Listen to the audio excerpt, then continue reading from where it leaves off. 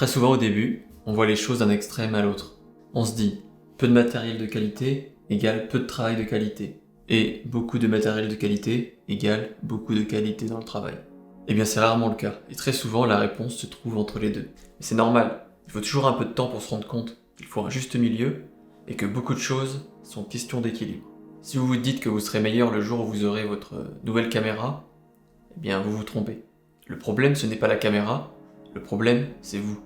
Mais l'excuse du matériel arrive très fréquemment. C'est normal, c'est facile à faire.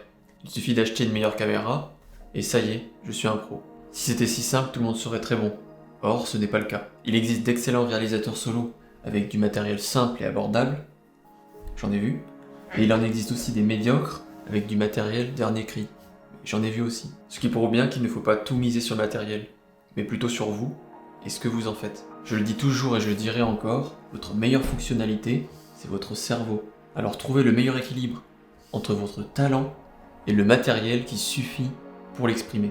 Le meilleur apprentissage est de commencer avec la caméra la plus simple pour que ça vous force à vous concentrer sur l'essentiel, c'est-à-dire le cadrage, les émotions, etc.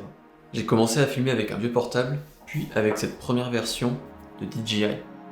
Ensuite, je suis passé sur un appareil photo qui certes avait plus de fonctionnalités, mais qui restait relativement simple à utiliser dans l'ensemble. Après ça restait un appareil photo, donc c'était pas forcément fait de base pour filmer. Mais en tout cas, ça a quand même fait le job. Ensuite, un micro pour capturer un son de qualité. Et un micro-cravate pour avoir un petit micro facilement dissimulable dans une scène. Un éclairage principal et un autre, petit, facilement transportable et manipulable. Un négatif pour ajouter du contraste, un diffuseur pour diffuser la lumière pour qu'elle soit douce, un stabilisateur pour des plans stables quand il en faut, un moniteur à fixer où on le souhaite afin de bien voir ce que l'on filme, une poignée ou un rig-épaule pour des prises à main levée quand il en faut. Ensuite, il faut bien entendu un trépied. Tout ça est assez léger et transportable facilement, et ça couvre vraiment de quoi faire du très bon travail. Maintenant passons à un élément très important, la caméra. Une caméra polyvalente, c'est une bonne qualité d'image, donc 4K minimum, de quoi faire de beaux ralentis, pouvoir filmer en log, ce qui permet plus de flexibilité en post-production pour ajuster les couleurs et l'exposition. Un double isonatif pour pouvoir filmer même en cas de faible luminosité.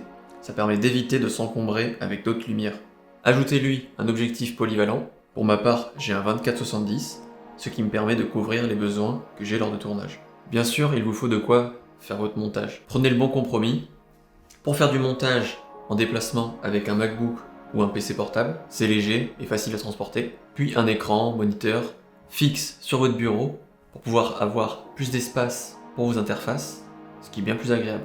Pour ceux qui sont intéressés par le montage vidéo, nous avons une formation qui vous permet d'apprendre cette compétence. Le lien se trouve en dessous de cette vidéo.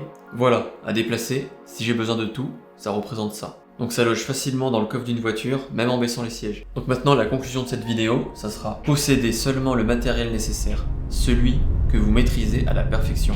En avoir trop vous rendra plus dispersé et plus lourd, surtout si vous êtes seul. Ça ne vous rendra pas meilleur.